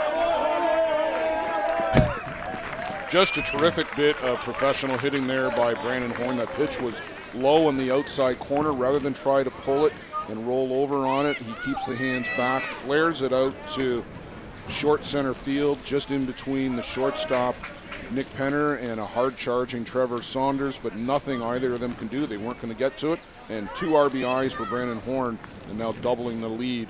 The Kitchener-Hallman Twins out in front 4-0. So those 4 runs, I think, all a result of the experience of those very veteran Twins batters. You go back to the Mason home run, as he took it to 2 strikes before he got the home run. Contested stealing a second base by Horn. To throw low and no play at second base. So the Twins threatening again with a runner at second. Nith River Monsters almost escaping the inning, as Hamill has struck out a pair, but Brandon Horn with the Texas leaguer up the middle has plated 2 runs. It's 4-0 now. Hallman Twins over the Nith River Monsters. Well, at least one of those runs, John, unearned on the error, and possibly both, depending on your perspective. Another ground ball up the middle, and that will plate Horn uncontested. 5-0 Twins now as Mason comes through with his second hit of the game and third ribby. 5-0 Twins, top of the 4th inning. Well, you talked about the Hallman Twins being on the verge of blowing this one open. I'd have to say that they've done that here in the 4th. A 5-0 lead will be almost insurmountable. Life on the mound for the Twins being very effective. I think, 8 strikeouts in 3 innings of play so far. So the lead would appear to be comfortable at this point in time. Steve Mullally. And you saw there how important that stolen base was for Brandon Horn, getting him up in the scoring position and easily able to come around on the single. Mullally lays off the first pitch. He's been aboard twice on singles so far. The Twins will love to see Steve Mullally get hot. He can carry them through 2, 3, 4 games on his own if he gets onto one of those streaks. Hamill with the pitch. Swing and a miss, evens the count at 1-1. Steve lunging a little bit at that pitch. We have 2 out. Derek Mason aboard first base. Stephen Mullally in the batter's box. Greg Hamill with the pitch. Swing, and it's a check swing, grounder to second, and he's out by a step to end the inning. So Steve Mullally grounds out 4-3 to end the inning. But the Hallman Twins score 3 times after 3.5 innings of play as we head into the bottom of the 4th. It's the Kitchener-Hallman Twins 5, the Nith River Monsters no score. Does your game need work? Want to get better every game? Every at-bat? You need Lumberjack Sports and Exit Speed Swing. Focusing on exceptional quality and providing players with reliable, long-lasting product, Lumberjack Sports brings you in-game equipment and off-field workout gear, designed and tested by top fastball player Nick Shales. Learn the 6 steps to the perfect swing and how the Exit Speed Swing developer can make it even better. Get more power from your swing and improve your game with Exit Speed Swing as Team Canada Junior Men's head coach Jeff Ellsworth walks you through hitting drills and training tips. Hard work, strength, and all-around commitment to getting the job done, and done right, is the motto for Lumberjack Sports and Exit Speed Swing. Learn from the best. Play like the best. Check out lumberjacksports.ca and exitspeedswing.com to put your game over the top.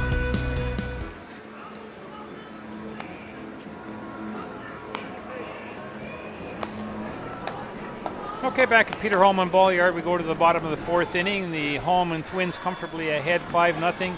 And speaking of comfortable, on the mound, Scott Life looks pretty comfortable out there with 8 strikeouts in the first 3 innings. He's given a pair of singles, one to Liam LaForest, and one in the first inning to Tyler Pauly. Now batting, Tyler Pauly again. Second time at bat. Takes a look at the first pitch, called on the outside corner. Count goes to Life. Well, John, you just talked about how comfortable Scott Life looks out there on the mound, but nonetheless, the Hallman Twins are going to send Sean Cleary down to the bullpen, where Sean protecting Ryan French. Sean is going to be protecting Ryan French. Those are the 3 pitchers on the Hallman Twins roster for the week. Derek Mason, of course, also pitches, but will not be pressed into duty for the Twins this week. Second pitch, swing and a miss, followed by a check swing. So the count goes to 1-2. 1 ball, 2 strikes against Tyler Pauly. Greg Hamill, the designated player on deck. Hamill starting the game as the DP, called into action in the 3rd inning to replace Tyler Randerson, who's touched up for some hits. Randerson had called strike on the outside corner, and Pauly goes down caught looking. But Randerson with, as you mentioned earlier, Blair, a good tournament so far, but a pretty awesome lineup here facing the Twins, especially in a must-win situation for the Twins to advance later into the day. It's tough when you've got to come into that situation knowing that every guy that comes to the plate is a national team member. Number 13, Greg Hamill in the batter's box. Takes a look at the first pitch, ball 1. It's very similar to going to a Team Canada camp, and some of these camps, you know, the pitchers get roughed up, but you have to put it in perspective. Team Canada, probably the best hitting team with the potential exception of the New Zealand Black Sox. So, yes, you would expect the pitchers to get roughed up at a camp, and when you come and face a team like the Kitchener-Hallman Twins, you're going to give up your fair share of hits. Hamill looks at the second pitch, high, evens the count at 1-1. Life set, here's a delivery. Fouled off, 1 ball, 2 strikes. 3 straight strikeouts for Scott Life, but all of them backwards Ks as well, John, so he's catching guys looking. 3 in a row, and 5 of the last 6, or 6 of the last 7. So he's in his groove, and Life maybe taking a bit of advantage of some experience over the youthful monsters. You like to chase that high pitch. Ball on the outside corner. Ball 2, strike 1. Liam LaForest on deck. Liam has one of the 2 single hits for the Monsters. Here's the pitch. Fouled off down the 3rd baseline out behind us. So the mercy rule, Blair, is? The run rule in this point would be 12 after 4 or 7 after 5, and as our good friend Bruce Bierman likes to say, 1 after 7. Okay. Well done. Here's the pitch. Ground ball to second base. Handled easily by Brandon Horn over to Mason, and we have our second out. The ball took a bit of a funny hop on Brandon Horn. It came up on him, but he was in great position, had the ball surrounded and right into his midriff and able to make the out. You see a lot of guys would just want to go over and backhand that ball nice and flashy, but the better play is, you saw Brandon Horn do it, is to get behind it. Bad bounce or not, there was no doubt that ball was going to be no doubt about it. Corralled by Horn and thrown to first. That's right. He was in the right position, and nobody better than Brandon Horn, I think, in the game at second base right now. My Left opinion. fielder Liam LaForest takes a swing at the first pitch, high, strike 1. Still chasing that pitch up and out of the zone are the Nith River Monsters.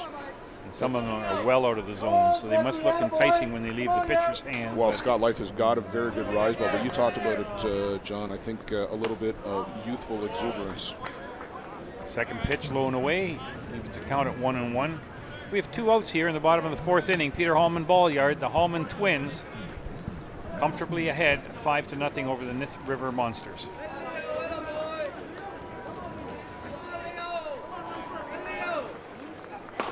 Swinging, grounder to shortstop and easily handled for the third out. So Monsters at least getting a piece of the ball in this inning, but 2 ground balls and a strikeout. 3 up, 3 down, nothing across. After 4 complete innings of play, it's the Hallman Twins 5. The Nith River Monsters from New Hamburg, no score.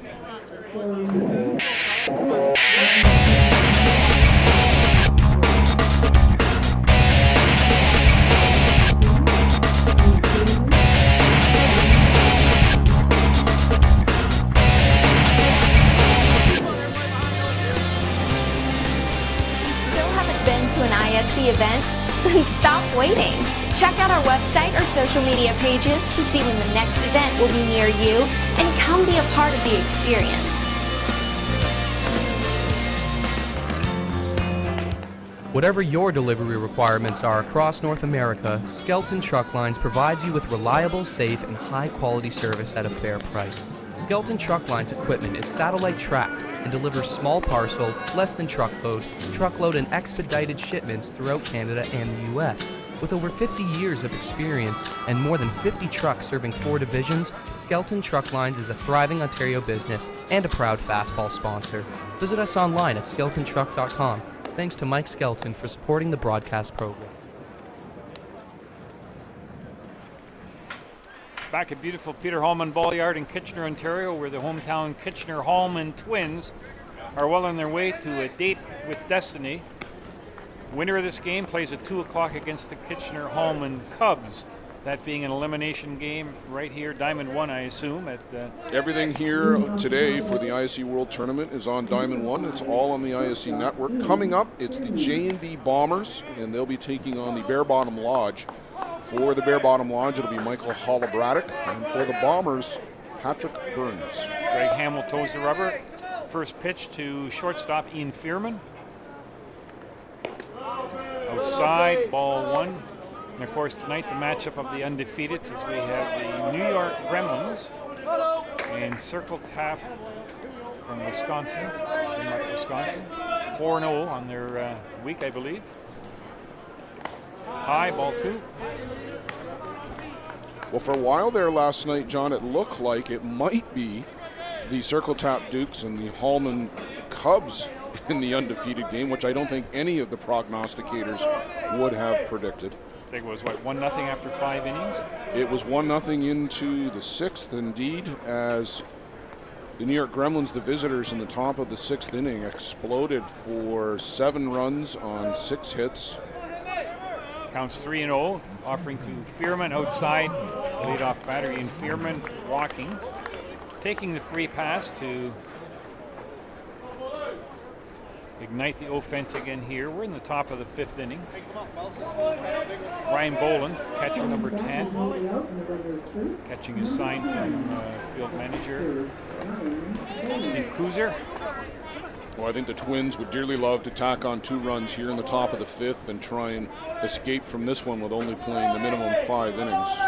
Hamill's pitch outside, ball 1. So 5 straight pitches here in the 5th inning, all balls by Greg Hamill. He's trying to keep it low, trying to keep it away from these powerful Twins batters, but they're not biting. They have the keen eye of the veterans. Again, low and away, bounced 1 in, 6 balls in a row. Kind of reminds me of Major League. What was that, ball 4, ball 8? The wild thing.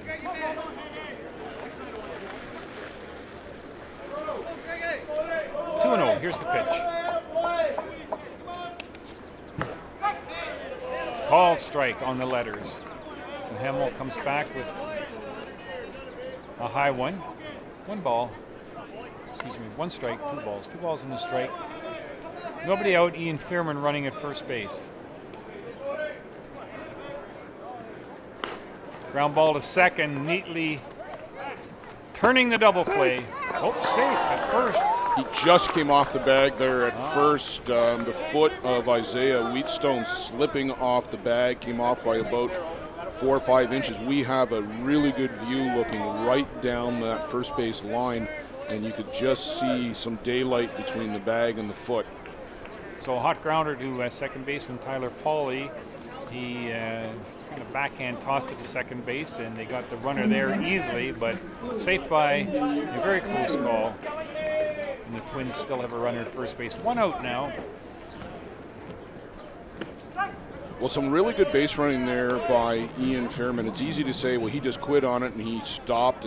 But by stopping, he forces Pauli to have to make the backhand toss to second to get the out. He doesn't just run into the tag, and that allowed Ryan Boland, along with the foot coming off the bag, to be safe at first. Designated player Andy Skelton now in. He's down a pair of strikes.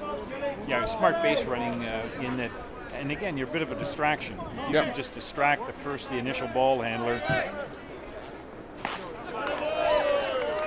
Now 3 pitches. Andy Skelton goes down chasing a high one. Well, that's one of the first, or one of the few rise balls we've seen from Greg Hamill, and Andy Skelton chasing that one up and out of the zone.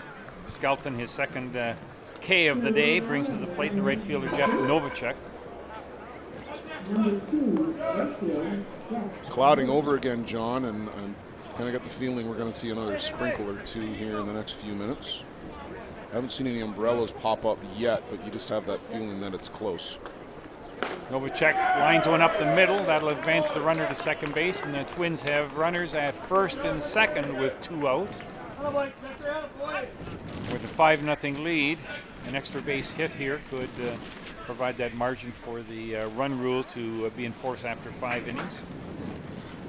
So Novacek with a sharp single up the middle.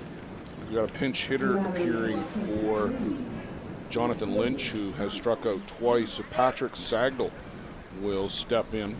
Pat Sagdal, former top batter in the tournament a few years ago with the team out of Washington State. Spent a couple of years with the New York Gremlins. So Pat Sagdal, number 9 batter in the lineup here, has an opportunity to notch at least 1 and maybe 2 ribbies. Runners at first and second. Top of the 5th inning. Twins hoping to pad their lead here. Currently they're ahead 5-0. Here's the pitch. Sagdal looks at it. It's called strike. Good pitch by Hamill. Again, keeping that drop ball, which seems to be his effective go-to pitch. A little surprised we haven't seen a pinch runner for Ryan Boland out at second base. He runs well for a catcher, but he's going to have to catch 2 today and 3 tomorrow if they're to come all the way through to the championship game. Ball's high, runners will advance easily as the ball bounces off the screen and is gathered in by first baseman Isaiah Whetstone. So single now will give the Twins that 7-0 margin that could result in a shortened game. We've got Fearman at third. We've got Boland at third. Jeff Novacek advancing the 60 feet to second base. 1-1 the count to Pat Sagdal. It's a good pitch there from Greg Hamill. Again, he's been sparing with the rise ball, but spotted it in well there, and Sagdal underneath it. Work to his advantage. Pitch count now 1-2. 2 out here in the top of the 5th inning. Foul sharply off the screen to the left. And John, in the not-so-distant future, when we bring you 3D telecasts, you'll see that pitch coming right into your living room when we get the 3D telecasts. Well, we'll look for that in Denmark, Wisconsin next year. I don't know about next year, but 3D probably not in the too-distant future. Ball and 2 strikes. Here's the pitch. And that's flared to right field again. They're going to drop in, as have been a couple of the hits today. That'll play 2 to give the Twins a 7-0 margin. And pinch hitter Pat Sagdal coming through as he lifted that short of right fielder Steve Lyons. No chance in the play at all. And the Twins very, very close to putting this game into the mercy rule. Back to the top of the shop here with Teo Migliabacca on the plate. Oh, we got a pinch hitter. Yeah, pinch hitter as well here. Gonzalo Masmu, another one of the fine young Argentine players, will come to the plate. Okay, so Masmu, is he from Parana, Argentina? Yeah, most of the top players are all from that particular region. That's where, that is where the fastball hotbed in Argentina is. Talked to Juan Podolicio a couple years about that couple years back. He mentioned that football, of course soccer here in North America, but football rules in Argentina. Rugby not far behind, but fastball in Paraná is a hotbed. First pitch high to Masmu.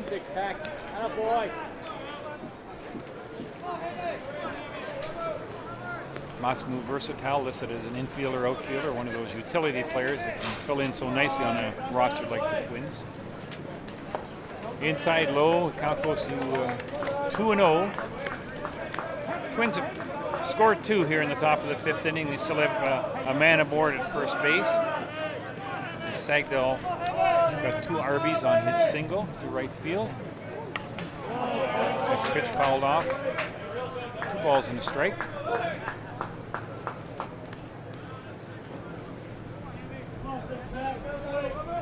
And John has been all through the Twins lineup that's been producing today, not just the top, not just the bottom, but everybody. And it hasn't exactly been Powerball. So at least 4 ribbies have come in on what I call Texas Leaguers, ones just out of reach. And those singles in the first inning, I recall, just finding the ideal spot to squirt through the infield despite the best efforts of these fine young ball players from Nith River. Here's the pitch. 3-1 the count. Ball 4. So Masmu comes in as the second pinch hitter in the inning and walks. Well, John, I think when this one is over, the Nith River guys are going to walk off the field a little bit disappointed that they didn't put up a better fight against the Hallman Twins. Later in the day, and upon reflection, they're going to realize what a great week they've had here, finishing in the top 8 in the ISC World Tournament, only their second appearance. I think great things continue to be in store for this team if they can keep it together. I hope they do. Brandon Horn, the batter. Whoop. Up and in. Brandon not too happy about that pitch, but I can assure you nothing intentional there from Greg Hamill. I'm sure these guys have crossed paths before somewhere, if not ISC, probably local leagues as well. Yeah, there's plenty of experience and interaction between the 2 of them there. Horn scored last inning. Ground ball to second base, that should end the inning, and it's another big inning for the Waterloo Hallman Twins as they played a couple. So after 4.5 innings of play, the Hallman Twins well positioned with a 7-0 lead. They are 3 outs away from a mercy and a little bit of rest before their 2 p.m. encounter with the Hallman Cubs. 7-0 heading into the bottom of the 5th here at Peter Hallman Ball Yard. Jukasa Radio 93.5 FM, operating from the 6 nations of the Grand River Territory, is dedicated to the promotion of Indigenous culture, positive initiatives, language, and music to our youth. We offer a unique blend of top 40, hip-hop, R&B programming, and Indigenous music. You can count on Jukasa Radio 93.5 FM to help your voice be heard. Our interactive call-in shows feature locally produced news, sports, health, current affairs, and social issues. Unique programming with an Indigenous perspective. Listen live at jukasaradio.ca or download the Jukasa Radio app free from your app store. Come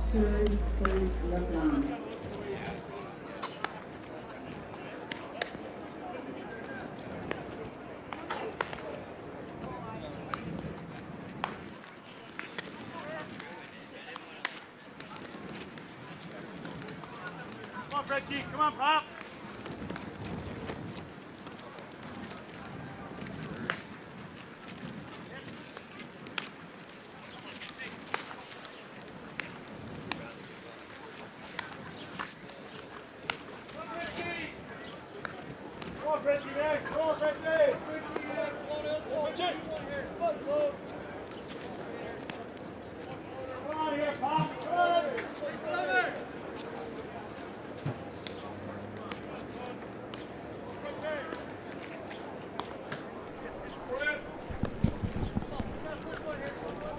Okay, we're back at Peter Hallman Ball Yard and towing the rubber for the Twins with a 7-0 lead is number 18, Ryan French, a native of Kitchener.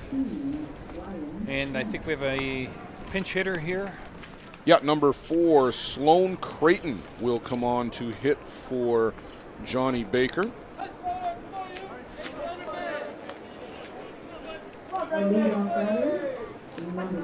Sloan Creighton from Napanee, a member of the Nith River Monsters, takes a hack at the first pitch as French goes ahead 1-0.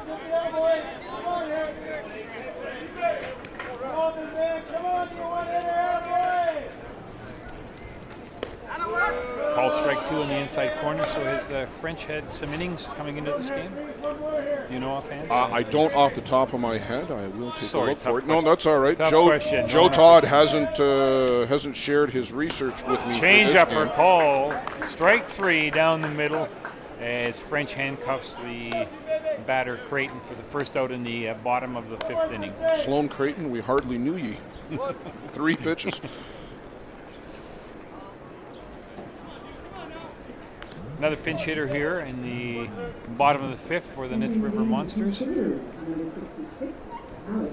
No, this is Ryan's first appearance. It's been Cleary in life so far. Okay. And we have a pinch hitter here, number 66 of the roster. I do. This is Alex Dumais. Okay, Alex Dumais up against Ryan French. Fouled the first pitch off down the left field line. Change up that is way up and just enough momentum to make it to the screen. That was more of a lob ball, I think. Did it have an arc on it? The Battle of the Borders was here a couple weeks ago for slow pitch. Well, we don't talk about that. Yeah. Okay, so French and Boland and pretty well everybody in the infield having a chuckle on that one. Brings the count to 1-1. Well, Ryan even the batters have a little chuckle. So. Ryan French has got a very good changeup, but obviously either hung on to that one too long or not enough, one or the other. And Ryan French is working out the kinks here still a little. Counts 1-1. 1 out here in the bottom of the 5th inning. I know it's bad luck to count down the outs, but the Twins 2 outs away from ending this game with a 7-0 win. That'll give them a little bit extra time, another half hour or so, should they prevail. Ground ball up the middle. Horn takes it easy to get the out at first base, and we have 2 out here in the bottom of the 5th inning. Good play by Brandon Horn to range over in front of the bag and make that play. Ian Fairman was coming across, and he went in behind French. So Scott Life, who pitched for the Twins for the first 4 innings, a 2-hitter, faced 14 batters and struck out 8 of them. So a good showing by Scott Life. Attempted bunt just foul by Nick Lichtke will come in Lichtke as the 3rd pinch hitter, as Jeff Pauley emptying his bench and giving some of the subs an opportunity to get an at-bat here in the ISC World Tournament. I think they've been going pretty much with the set lineup. And here, down 7, giving everybody an at-bat. Good job by Coach Jeff Pauley. French ready. Here's the pitch. High. Ball 1. 2 out here at Peter Hallman Ball Yard. Twins ahead, as I indicated earlier, comfortably 7-0. Swing. No swing, sorry. Ball 2 going away. Looked like he wanted to go after it.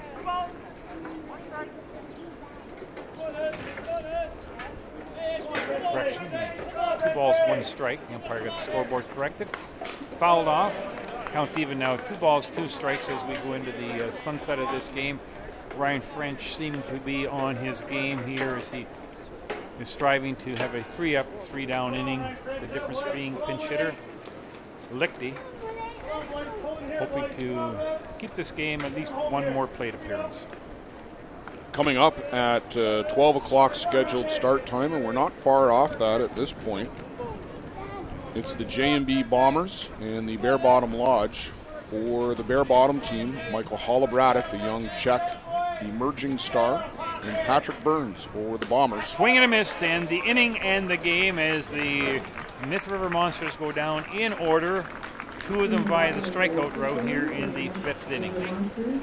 So French comes in, shuts the door, and the Nith River Monsters, a bit of a lesson taught by the veteran Waterloo Twins. Final score, the Waterloo Hallman Twins 7, Nith River Monsters no score.